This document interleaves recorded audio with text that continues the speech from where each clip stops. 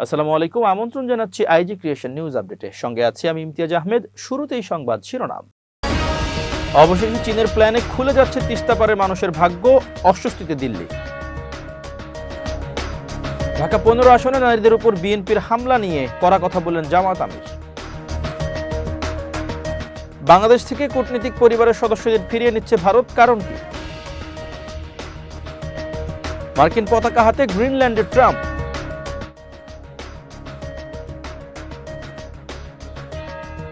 গাজায় ছড়িয়ে পড়েছে ভয়াবহ ভাইরাস। এবার বিস্তারিত। প্রতিবেশী ভারতের জোর আপত্তি সত্ত্বেও বাংলাদেশের তিস্তা নদী মহাপরিকল্পনা বাস্তবায়নে এগিয়ে গেল চীন। ভারত মনে করছে সীমান্ত ঘেঁষা তিস্তায় প্রকল্প বাস্তবায়নের দায়িত্ব চীনের হাতে গেলে তা দিল্লির জন্য বিস্ফোরা হবে। অন্যদিকে ঢাকায় নিযুক্ত আমেরিকার নতুন রাষ্ট্রদূত ক্রিস্টেনসেন বাংলাদেশে চীনের প্রভাব কমাতে চান বলে মন্তব্য করেছেন। এত কিছুর পরও চীন প্রকল্পটি বাস্তবায়নের দ্বার প্রান্তে রয়েছে।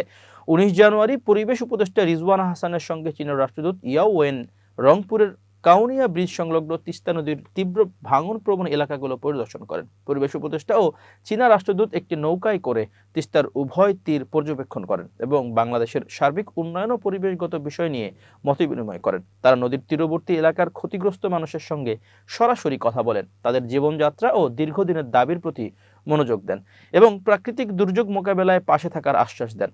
পরিদর্শনকালে উপদেষ্টা ও রাষ্ট্রদূত নদীর তীরবর্তী এলাকার ভুক্তভোগী মানুষের সঙ্গে সরাসরি কথা বলেন।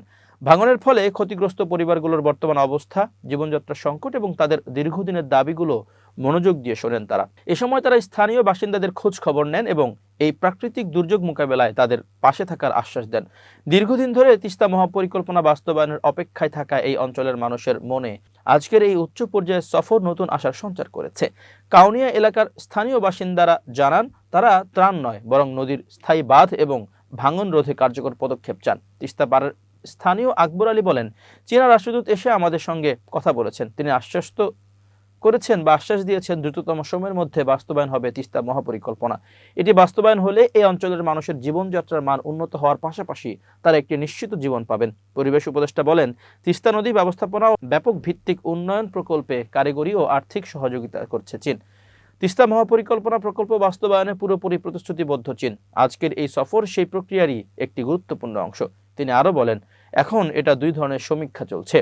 একটা হচ্ছে এই প্রকল্পটার যে ফিজিবিলিটি হয়েছে এটা শতভাগ ফুল প্রুফ কিনা, সঠিক কিনা, এটা হচ্ছে প্রযুক্তিগত দিক। আরেকটা হচ্ছে আর্থিক দিক। এখানে বিশাল পরিমাণ বিনিয়োগ, তো এই আর্থিক বিনিয়োগটা চীন সরকার করলে ওটা তাদের জন্য টেকসই হবে কিনা। চীনের রাষ্ট্রদূত ইয়াওয়েন বলেন, চীন বাংলাদেশের উন্নয়ন ও দুর্যোগ ব্যবস্থাপনায় সব সময় পাশে থাকতে চায়। তিস্তা নদী অঞ্চলের মানুষের সমস্যাগুলো আমরা গুরুত্বের সঙ্গে দেখছি।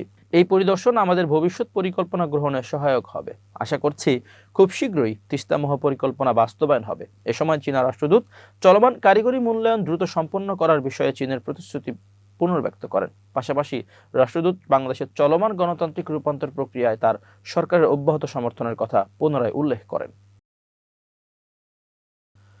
ঢাকা 15 আসন নিয়ে একটি স্ট্যাটাস দিয়েছেন বাংলাদেশ জামাত ইসলামের আমির ডাক্তার শফিকুর রহমান। মঙ্গলবার রাতে নিজের ফেসবুক পেজে এ পোস্টে দেন তিনি। জামাত আমির লেখেন, ঢাকা 15 আসনে ভোটের পরিবেশ বিনষ্ট করার সকল প্রকার কার্যক্রম থেকে বিরত থাকার জন্য সংশ্লিষ্টদের আহ্বান জানাচ্ছি। আশা করতে চাই শুভবুদ্ধির উদয় হবে। এর আগেও রাজধানীর মিরপুর মডেল থানাধীন পীরেরবাগের আল মোবারক মসজিদের সামনে আসন্ন জাতীয় সংসদ নির্বাচন উপলক্ষে প্রচার লিফলেট বিতরণকে কেন্দ্র করে জামাত ইসলামীর ও বিএনপি নেতাকর্মীদের মধ্যে হাতাহাতির ঘটনা ঘটে। এই ঘটনায় প্রাথমিকভাবে অন্তত 16 জন আহত হওয়ার খবর পাওয়া যায়। পরে সেনাবাহিনী ও পুলিশ দ্রুত ঘটনাস্থলে পৌঁছে পরিস্থিতি নিয়ন্ত্রণে আনে। এদিকে এই ঘটনায় হামলাকারীদের অবিলম্বে গ্রেপ্তার করে দৃষ্টান্তমূলক শাস্তির দাবিতে বিক্ষোভ সমাবেশ করেছে জামাত ইসলামীর নেতাকর্মীরা। বিক্ষোভ মিছিলটি পীরেরবাগ পাকা মসজিদের সামনে থেকে শুরু হয়ে বারেক মোল্লার মোড়ে গিয়ে সমাবেশের মাধ্যমে শেষ হয়।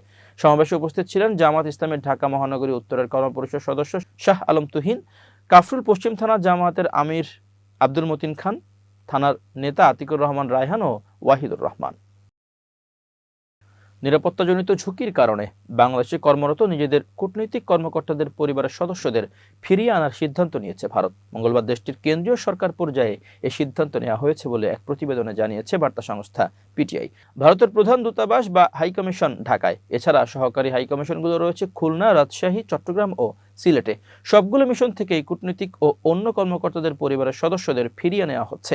ভারতের কেন্দ্রীয় সরকারের পররাষ্ট্র মন্ত্রণালয়ের কর্মকর্তারা জানিয়েছেন, বাংলাদেশে দেশটির হাইকমিশন, সহকারী হাইকমিশন এবং এসবের সঙ্গে সংশ্লিষ্ট সব দপ্তর যথারীতি খোলা থাকবে এবং স্বাভাবিক কার্যক্রম অব্যাহত থাকবে। তবে বাংলাদেশের বর্তমান পরিস্থিতিকে আমলে নিয়ে সতর্কতামূলক পদক্ষেপ হিসেবে দেশটিতে কর্মরত সব ভারতীয় কূটনীতিক ও কর্মকর্তার পরিবারের সদস্যদের ভারতে ফিরিয়ে আনতে চাইছে তারা।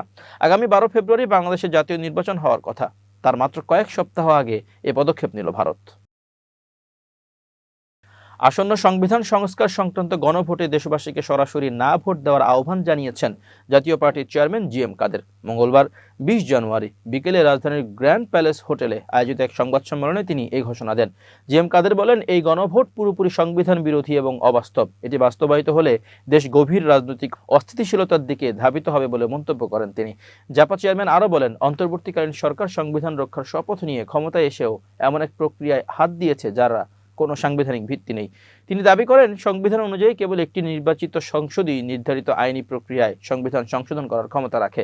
সাধারণ মানুষের কাছে জটিল সব বিষয় নিয়ে হা বা না জানতে চাওয়া অযৌক্তিক এবং এটি বাস্তবায়ন করা কার্যত অসম্ভব বলে তিনি মন্তব্য করেন। প্রস্তাবিত সংশোধনীগুলো নিয়ে গভীর উদ্বেগ প্রকাশ করে জি এম কাদের বলেন, প্রধান নির্বাহীকে পুরোপুরি ক্ষমতাহীন করে রাষ্ট্র পরিচালনা করা সম্ভব নয়। স্বৈরাচার ঠেকানোর নামে যদি সরকারের ক্ষমতা কেড়ে নেওয়া হয় তবে দেশ অচল হয়ে পড়বে। তার মতে, ক্ষমতার ভারসাম্য রক্ষার জন্য কার্যকর জবাবদিহিতা নিশ্চিত করা জরুরি, কিন্তু ক্ষমতা পুরোপুরি হরণ করলে রাজনৈতিক স্থিতিশীলতা নষ্ট হয়ে দেশ ধ্বংসের পথে এগিয়ে যাবে।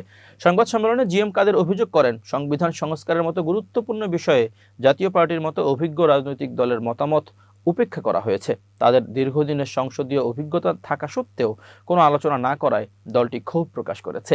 এই কারণেই জাতীয় পার্টি আনুষ্ঠানিকভাবে এই গণভোট প্রত্যাখ্যান করার সিদ্ধান্ত নিয়েছে এবং দেশের স্বার্থে জনগণকে না ভোট দেওয়ার জন্য উদ্বুদ্ধ করার ঘোষণা দিয়েছে। এবার আন্তর্জাতিক প্রসঙ্গ। গ্রিনল্যান্ড দখলের হুমকি জোরালো করতে সামাজিক যোগাযোগ মাধ্যম ট্রুথ সোশ্যালে একাধিক বিতর্কিত ছবি পোস্ট করেছেন যুক্তরাষ্ট্রের প্রেসিডেন্ট ডোনাল্ড ট্রাম্প। পোস্ট করা ছবিগুলোর মধ্যে রয়েছে গ্রিনল্যান্ডের উপর মার্কিন পতাকা উঠতে দেখা একটি ছবি, যা আন্তর্জাতিক মহলে নতুন করে আলোচনার জন্ম দিয়েছে। ট্রাম্পের শেয়ার করা ছবিগুলোর একটিতে ফরাসি প্রেসিডেন্ট এমানুয়েল ম্যাক্রোর পাঠানো একটি বার্তার স্ক্রিনশটের পাশাপাশি পরিবর্তিত একটি উপস্থাপনা বোর্ড দেখা যায়। ছবিটি মূলত 2025 সালের আগস্টে তোলা একটি আলোকচিত্রের সম্পাদিত সংস্করণ বলেও মনে করা হচ্ছে।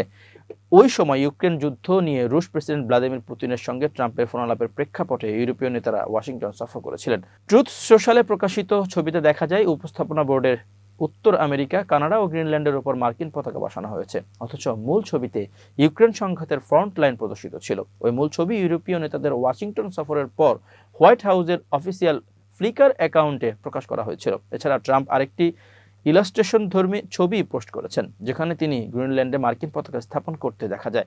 ছবিতে তার পাশে রয়েছেন যুক্তরাষ্ট্রের পররাষ্ট্রমন্ত্রী মার্কো রুবিও এবং ভাইস প্রেসিডেন্ট জেডি ভ্যান্স। ইলাস্ট্রেশনের মাধ্যমে একটি সাইনবোর্ডে লেখা রয়েছে, গ্রিনল্যান্ড মার্কিন ভূখণ্ড, প্রতিষ্ঠা 2026। এই পোস্টগুলো ঘিরে গ্রিনল্যান্ডের সার্বভৌমত্ব যুক্তরাষ্ট্রের অভিপ্রায় নিয়ে নতুন করে বিতর্ক শুরু হয়েছে বলে মনে করছেন বিশ্লেষকেরা। যুদ্ধবিধ্বস্ত গাজা উপত্যকায় নতুন এক বিপর্যয় হিসেবে দেখা দিয়েছে দ্রুত ছড়িয়ে পড়া একটি রহস্যময় ও ভয়াবহ শ্বাসতন্ত্রের ভাইরাস। এই ভাইরাসের সংক্রমণ ইতোমধ্যে বেশ কয়েকজনের প্রাণহানি ঘটেছে এবং গাজার নাজুক স্বাস্থ্য ব্যবস্থা পুরোপুরি ভেঙে পড়ার উপক্রম হয়েছে।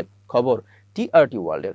গাজা সিটির আল শিফা মেডিকেল কমপ্লেক্সের পরিচালক মোহাম্মদ আবু সালমিয়া জানিয়েছেন, বিশেষ করে শিশু, বয়স্ক এবং যারা দীর্ঘমেয়াদী রোগে ভুগছেন তারা এই ভাইরাসের কারণে সবচেয়ে বেশি প্রাণ ঝুঁকিতে রয়েছেন। স্বাস্থ্য কর্মকর্তাদের ধারণা, ভাইরাসটি ইনফ্লুয়েঞ্জা বা করোনা ভাইরাসের কোনো একটি ধরন হতে পারে। অপুষ্টি, দীর্ঘদিনের মানসিক চাপ এবং প্রয়োজনীয় টিকাদানের অভাবে সব বয়সী মানুষের মধ্যে সংক্রমণের হার উদ্বেগজনকভাবে বাড়ছে। আক্রান্ত রোগীদের মধ্যে দীর্ঘ সময় ধরে তীব্র জ্বর, শরীর ব্যথা, মাথা ব্যথা ও বমির মতো উপসর্গ দেখা দিচ্ছে। অনেক ক্ষেত্রে এই সংক্রমণ দ্রুত নিউমোনিয়ায় রূপ নিচ্ছে। শীতের প্রকোপ, স্যাঁতসেঁতে পরিবেশ এবং তাঁবুগুলোতে গাদাগাদি করে বসবাসকারী বাস্তুচ্যুত পরিবারগুলোর জন্য এই পরিস্থিতি আরো ভয়াবহ হয়ে উঠেছে। এদিকে গাজায় হাসপাতালগুলোতে অ্যান্টিবায়োটিক, ক্যান্সারের ওষুধ এবং কিডনি ডায়ালাইসিসের মতো জরুরি চিকিৎসা সরঞ্জামের তীব্র সংকট দেখা দিয়েছে। আবু সালমিয়ার অভিযোগ করেছেন যে ইসরায়েল গাজায় প্রয়োজনীয় ওষুধ ও জীবন রক্ষাকারী সরঞ্জাম প্রবেশে বাধা দিচ্ছে। তিনি দাবি করেন, অত্যাবশ্যকীয় চিকিৎসা সামগ্রী আটকে দেওয়া হলেও বাজারে অনেক অপ্রয়োজনীয় পণ্য ঢুকতে দেওয়া হচ্ছে। ফিলিস্তিনের স্বাস্থ্য কর্তৃপক্ষের তথ্য অনুযায়ী যুদ্ধবিরতির কথা থাকলেও থেমে নেই ইসরায়েলি আক্রমণ, যার ফলে প্রতিনিয়ত আহত ও নিহতের সংখ্যা বাড়ছে। এমত অবস্থায় গাজার এই নজিরবিহীন স্বাস্থ্য বিপর্যয় মোকাবেলায় জরুরি ভিত্তিতে ওষুধ ও ল্যাবরেটরি সামগ্রী সরবরাহে আন্তর্জাতিক সম্প্রদায়ের জোরালো হস্তক্ষেপ কামনা করছেন চিকিৎসকরা। প্রিয় দর্শক, শেষ করছি আইজি ক্রিয়েশন নিউজ আপডেট। আজ এ পর্যন্তই। ভিন্ন খবর নিয়ে দেখা হবে আগামীকাল সন্ধ্যা 7:30টায়। নিজেকে আপডেট রাখতে সাবস্ক্রাইব করুন চ্যানেলটি। নিয়মিত লাইক, কমেন্ট ও শেয়ার করে ছড়িয়ে দিন সর্বত্র। সুস্থ থাকুন, নিরাপদে থাকুন। আল্লাহ হাফেজ।